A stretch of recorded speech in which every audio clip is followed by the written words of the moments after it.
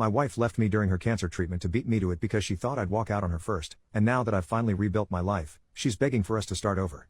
I met my wife, I'll call her Anna, during our first year of university. We dated all throughout university and got married right after her graduation. Things were happy for about a while until Anna discovered a lump in her right breast.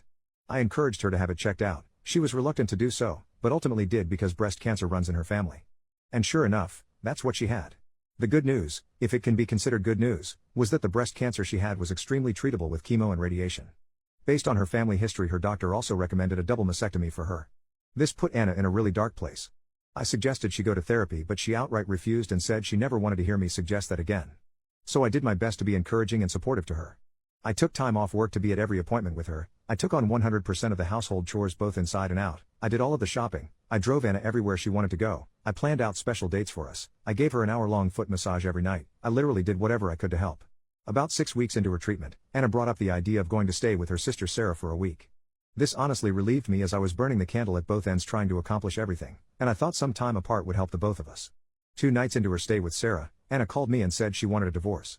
She said she had read a lot about men who abandon their wives when their wives get sick, and that she was determined to leave me before I could leave her. I can't put into words how much this crushed me. I loved my wife. She was my everything. I begged her to reconsider. I told her I had never thought of leaving her, not even once.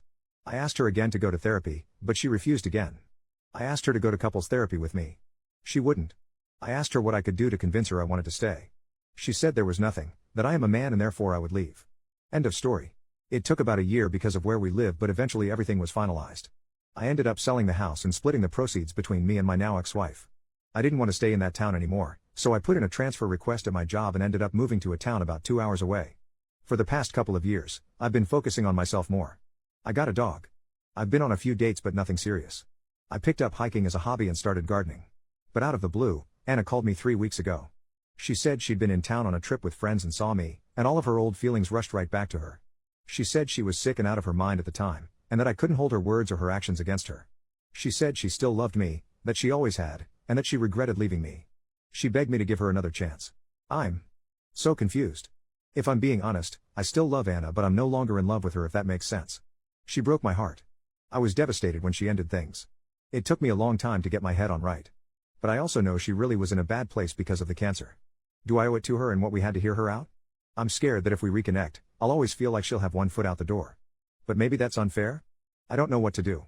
Should I give her another chance like she wants? Relevant comment: I never recommend couples getting back together unless the issues that drove them apart are fixed. Cancer was not the problem. Lack of communication, trust and a willingness to compromise was, on her end. She made unilateral decisions without caring how it affected you. She refused therapy. The way you're writing this, it's still all about what she wants. Which sounds like the dynamic that destroyed your marriage. So what changed? I wouldn't do it. But if you want to open the door, you need to start with brutally honest couples therapy, and her active and honest participation is non-negotiable and a deal-breaker otherwise. Have the therapy to hash out and bury the past, and see if dating is an eventual possibility. You guys need to start from scratch. And it's okay if you try it and you can't move on like she expects you to. She hurt you, regardless of her motivations. Sometimes you can't undo things.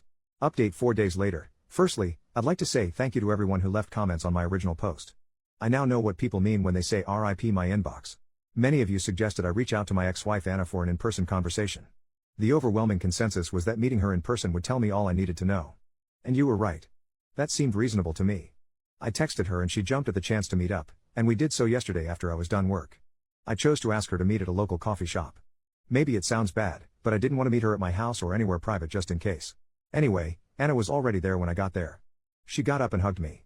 I let her, but didn't really hug her back. Then we sat down. I asked her to remain quiet while I talked and then I told her everything. I'm gonna sum it up here because I honestly don't remember everything I said. I think I talked for like 10 minutes solid while she just sat there and teared up. But I told her things like how much she had devastated me. I told her that I would have stuck with her through thick and thin, no matter what. I told her that I loved her, and that hadn't changed after her diagnosis or treatment plan. I told her that I was broken after she initiated the divorce. I told her how hard it was for me to pull myself back together. A lot of you pointed out that if Anna and I got back together, I should be worried about what she would do the next time she got sick, or if I got sick. And you were right. So I told her that too. And she got mad and interrupted me at that point.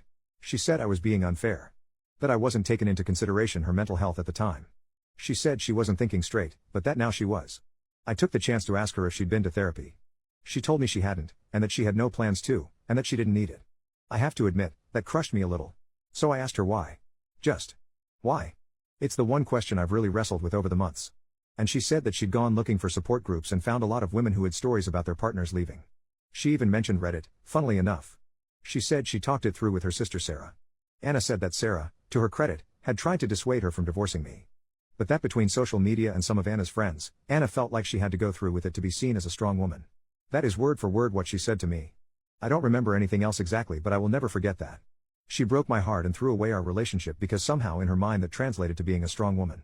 She then started trying to tell me we could get back together again, but at that point I just told her flat out that wasn't happening. What it comes down to for me is that I just can't trust her. I would always be worrying about the same thing happening again. She cried a lot and tried convincing me for a little while. When I got up to leave, she threw her iced coffee in my face and stormed out. So yeah. We're definitely not getting back together. I have the closure I always wanted. I wish it felt better. I've been dwelling on it for the past day and a half. I keep wondering if there's something I could have done better, some way I could have saved our relationship. But I know there's not. I've blocked her number and I kind of hope I never hear from her again.